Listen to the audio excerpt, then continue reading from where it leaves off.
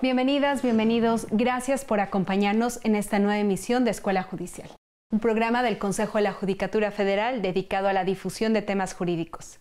El día de hoy platicaremos con Regina Castro sobre el 10º aniversario de la Reforma Constitucional en materia de derechos humanos. Esto es Escuela Judicial. Comenzamos. Regina Castro Traulsen es licenciada en Derecho por la Universidad Iberoamericana, especialista en Derecho de Amparo por la Universidad Panamericana y maestra en Derecho Internacional de los Derechos Humanos por la Universidad de Notre Dame.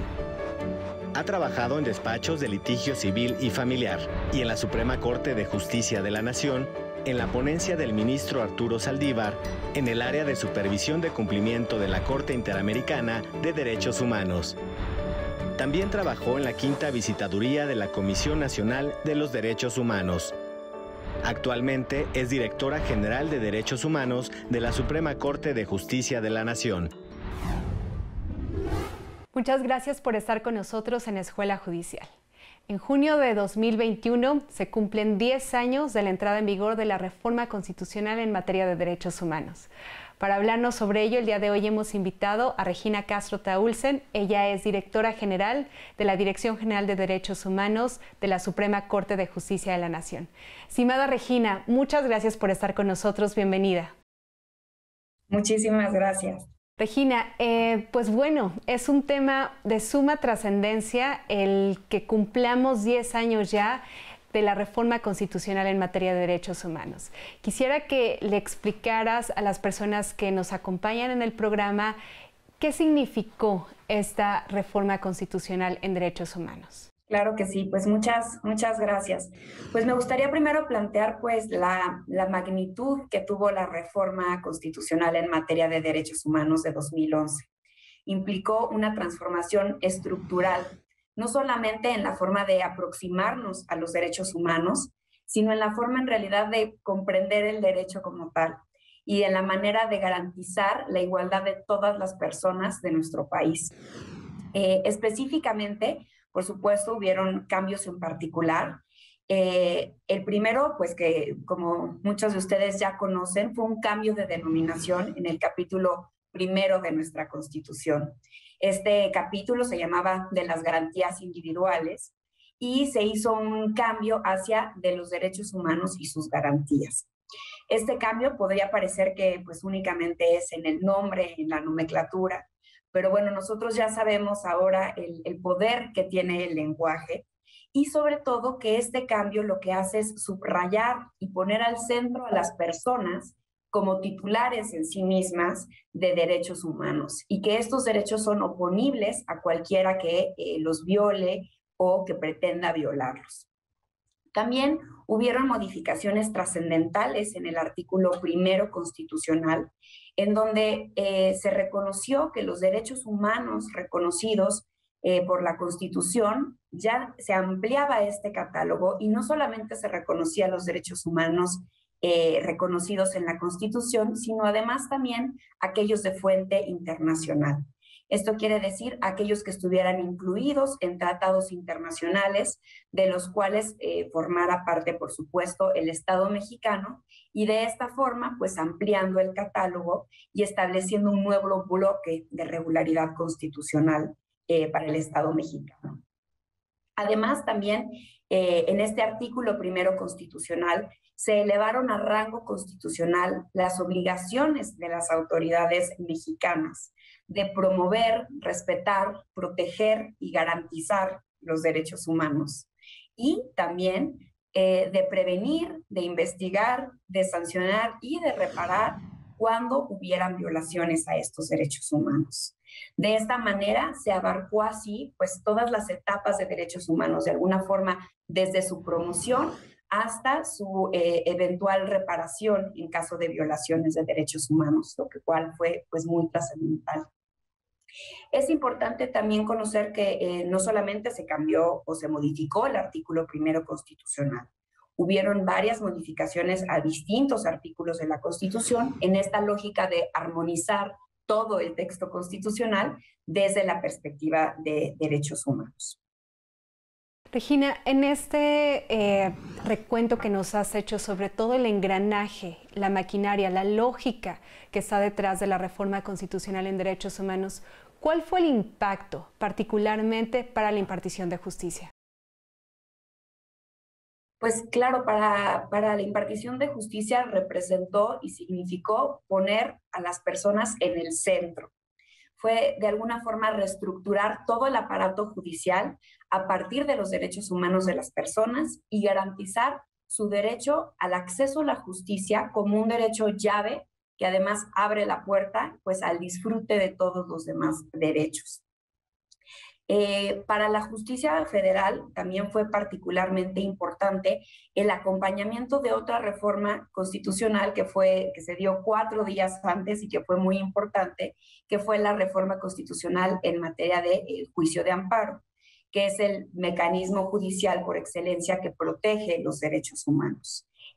Con su posterior publicación de la nueva ley de amparo en 2013, me parece que ayudaron a consolidar a el Poder Judicial y a las personas impartidores de justicia a poder materializar los efectos y el impacto de la reforma constitucional en derechos humanos. Y bueno, esta reforma implicó también, y lo sigue haciendo hasta la fecha, pues una transformación muy profunda en la manera en que las personas juzgadoras interpretan y aplican el derecho, por varias razones. Una de ellas es que esta reforma también fue acompañada posteriormente de criterios o de resoluciones de la Suprema Corte de Justicia que de alguna forma la siguen delimitando y la siguen explicando. La primera de ellas, que fue muy trascendental, fue el Varios 912-2010, en el que a partir de la sentencia de la Corte Interamericana de Derechos Humanos, del caso Rosendo Radilla, la Corte determinó que todas las sentencias emitidas por la Corte Interamericana de Derechos Humanos tienen efectos vinculantes en ese momento cuando era parte del litigio el Estado mexicano. Estimada Regina, voy a hacer una pequeña pausa en este momento. Te pido por favor que retomemos esta idea en el siguiente bloque y ya regresamos. Gracias por estar con nosotros. Enseguida volvemos a Escuela Judicial.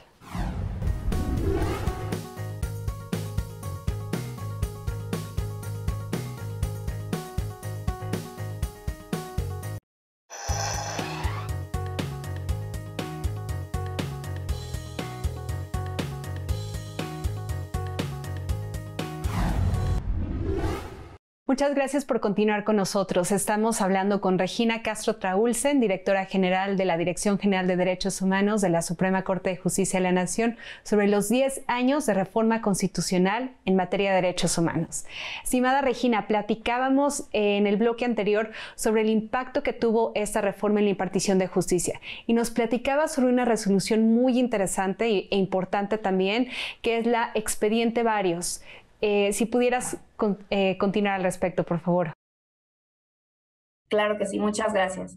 Pues como decíamos en esta importante sentencia, la Suprema Corte determinó que las sentencias dictadas por la Corte Interamericana, en donde el Estado mexicano fuera parte, eran vinculantes para México. Y además, otro efecto muy importante de esta sentencia es que señaló que todas las personas juzgadoras del país tenían la obligación de aplicar el control difuso de constitucionalidad y de convencionalidad, cambiando así pues una tradición de muchos años de un control concentrado de constitucionalidad. Otra resolución que se dictó de manera posterior en 2013, que fue pues también un parteaguas para delimitar y entender esta reforma constitucional, fue la contradicción de tesis 293-2011. En el que se determinó precisamente el contenido del bloque de regularidad constitucional, en donde, como decíamos, no solamente se incluyen los derechos humanos reconocidos en nuestra Constitución, sino aquellos que estén en tratados internacionales de los cuales México sea parte. Y además de ampliarse este catálogo, se dijo que se tenía que interpretar estos derechos humanos a partir de 2 principios fundamentales que están contenidos también en el artículo 1 constitucional en su 2º párrafo: el principio pro persona y el principio de interpretación conforme.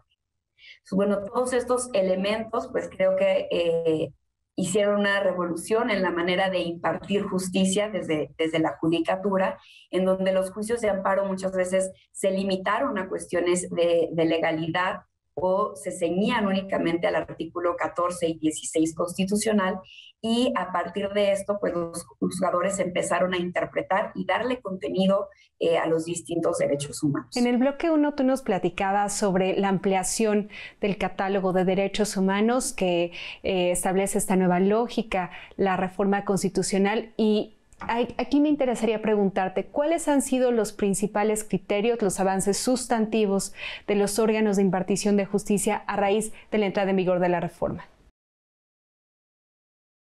Bueno, afortunadamente a partir de esta revolución en la impartición de justicia, pues se han dado muchísimos criterios relevantes. En realidad, pues no podría ser exhaustiva, pero sí me gustaría mencionar al menos algunos temas específicos que sobre todo la Suprema Corte como Tribunal Constitucional desarrolló a la hora de interpretar diversos derechos humanos.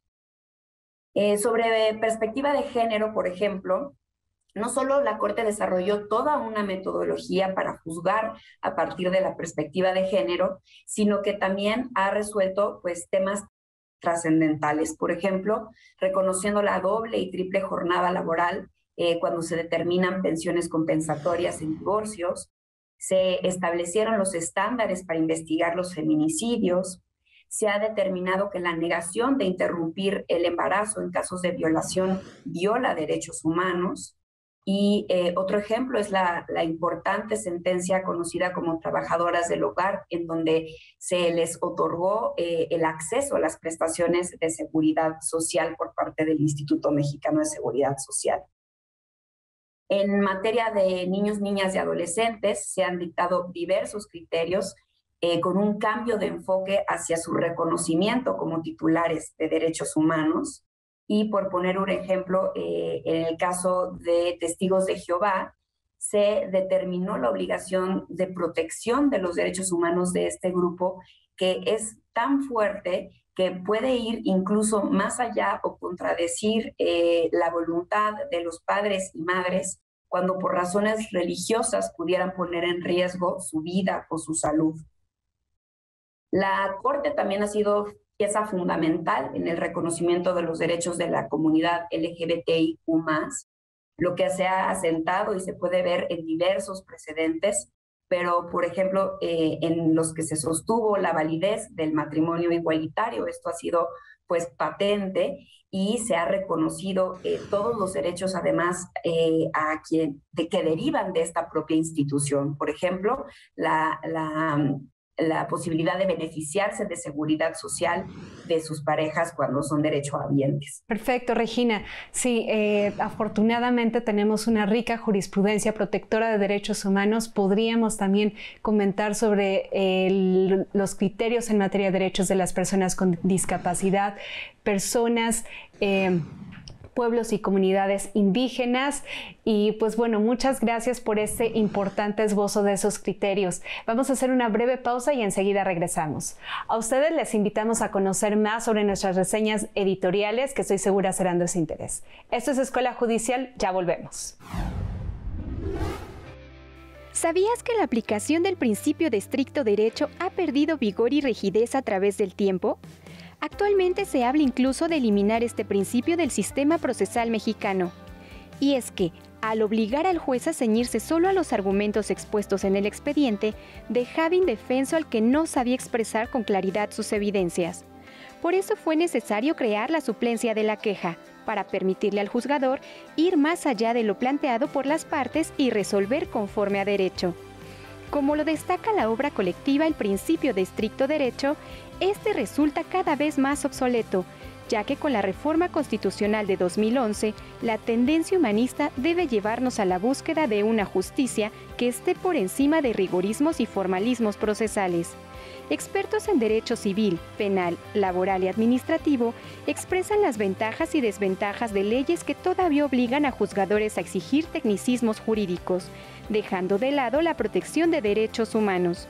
Esta obra está disponible en versión digital en la Biblioteca Felipe Tena Ramírez de la Escuela Federal de Formación Judicial.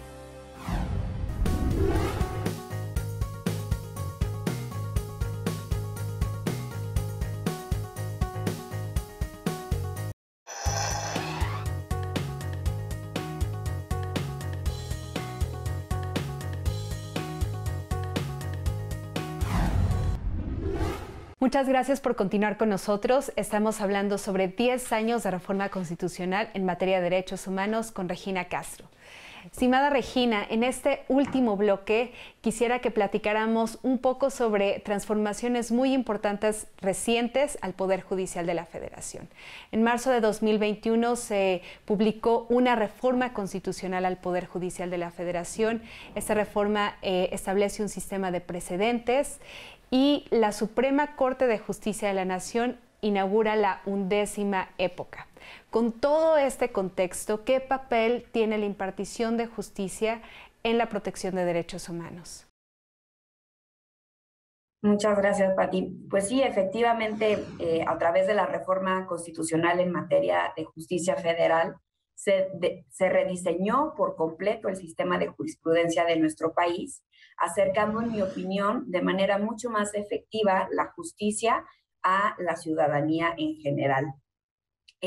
Con esta reforma, lo que sucede es que se abandona el sistema de reiteración, en donde la jurisprudencia se dictaba por 5 sentencias en el mismo sentido o bien por contradicción de tesis, como conocen, y ahora pues se inaugura esta nueva época de precedentes.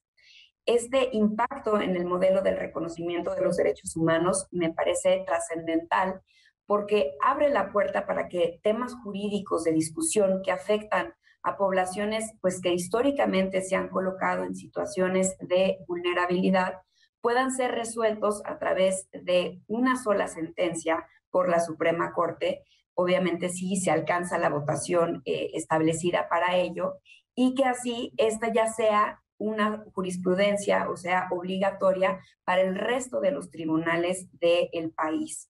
Entonces, de esta manera, pues no tiene que retardarse la justicia en el sentido de esperar estos 5 criterios anteriores, sino que con esta única sentencia, repito, cuando tenga la votación suficiente, que serían 8 votos en pleno o 4 votos en sala, sería ya obligatoria para el resto de los tribunales del país su aplicación. Además que, pues, con este cambio no solo nos ceñimos a una partecita de la sentencia que implicaban a veces las tesis o las tesis de jurisprudencia, sino que toda la sentencia en sí misma se vuelve obligatoria a los distintos criterios, por supuesto, cuando pues sean los hechos similares al caso concreto que la resolvió. Lo que pues también transforma, a mi juicio, a la Suprema Corte pues en un verdadero tribunal constitucional con este tipo de obligatoriedad para sus resoluciones cuando se alcancen estas votaciones. De esa manera, cuando hay un criterio protector, inmediatamente y sin necesidad de mayor trámite, digámoslo así, tendría que ser vinculante para todas las personas que imparten justicia en el país. En la 11ª época, todas las sentencias de la Suprema Corte serán relevantes porque producirán un impacto en todo el ordenamiento jurídico, llegando inmediatamente a la ciudadanía sin esta necesidad de una larga espera que terminaba volviendo la impartición de justicia ineficaz y pues muchas veces injusta. Estimada Regina, muchas gracias por compartir con nosotros este recuento, esta explicación sobre nuestro marco constitucional en derechos humanos, tanto sustantivo como operativo. El motivo que nos convoca el día de hoy, pues es desde luego el que se cumplen 10 años de reforma constitucional en materia de derechos humanos. ¿Cuáles son tus reflexiones finales, tu balance, tu diagnóstico sobre hasta dónde hemos transitado y cuáles son los temas pendientes que aún debemos abordar? Pues considero yo que sin duda a partir de la reforma constitucional de 2011 hemos dado pasos firmes que antes de la reforma hubieran sido inimaginables.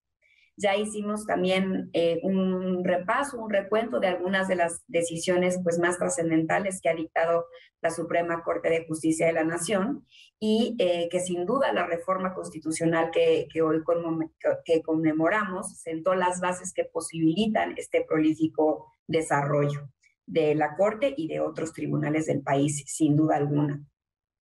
Asimismo, considero que el camino que hemos recorrido también ya se refleja en el actuar diario de la mayoría de las personas juzgadoras, lo cual me parece pues un logro trascendental, y no solamente de las personas juzgadoras, sino también he notado una conciencia por parte de la sociedad en general.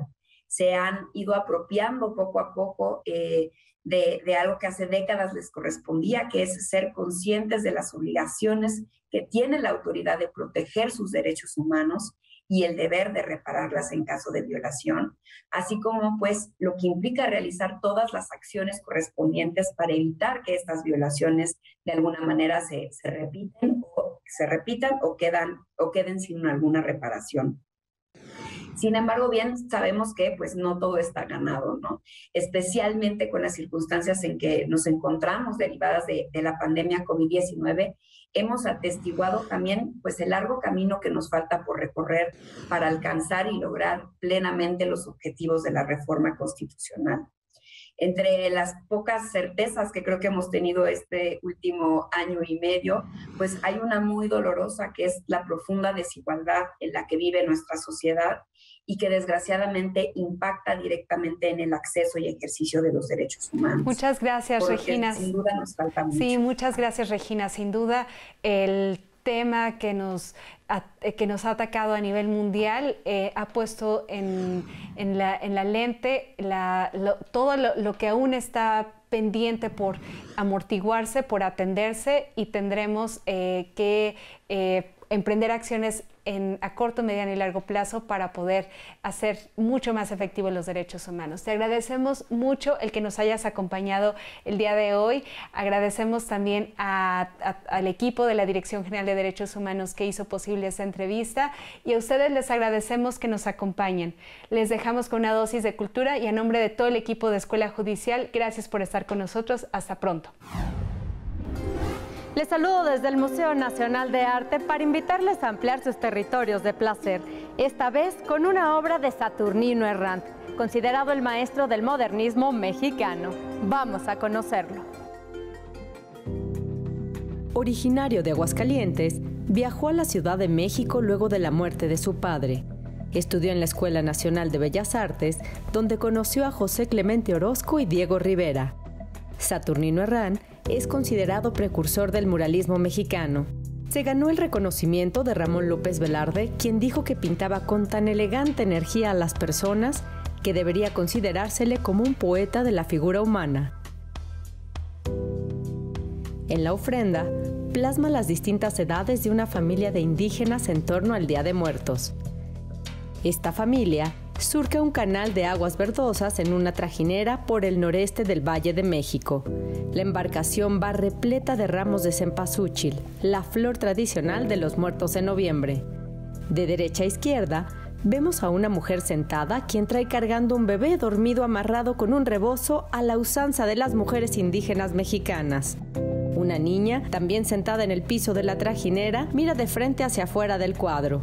Un joven de camisa y calzón de manta blanca, de pie, que está cargando un gran ramo de flores. Un anciano de pie con el remo sobre el hombro. Y un segundo anciano sentado con la cabeza recargada y los ojos cerrados. Detrás de esta embarcación serpentea un tren de canoas colmadas de flores, al frente de las cuales va un joven indio impulsándolas. El agua del canal inunda toda la superficie del cuadro y solo del lado superior derecho nos muestra un cerro que podría ser el de la Estrella. Con su dominio de la técnica pictórica, Saturnino Herrán logra plasmar las tradiciones y forma de vida de grupos y personas que hasta entonces habían sido ignorados. Por eso decimos que esta obra es representativa del nacionalismo modernista. Las tres edades, desde el recién nacido hasta el anciano, nos muestran a partir de un tema costumbrista un asunto universal que es el devenir de la vida. Las flores de cempasúchil, la colorida ofrenda, así como la camisa y el calzón blanco del joven dan luz y vitalidad a la obra, y son también elementos que aportan un significado alegórico. Los personajes, ensimismados y pasivos, retratan la actitud resignada del indígena mexicano de otras épocas. Una pintura que nos recuerda la situación histórica y social que vivía la Ciudad de México alrededor de la época revolucionaria, donde Saturnino Herrán muere en 1918 a los 31 años de edad. Hasta aquí nuestro recorrido por la obra de Saturnino Herrán, declarada Patrimonio Artístico de México en 1988. Un orgullo más de México.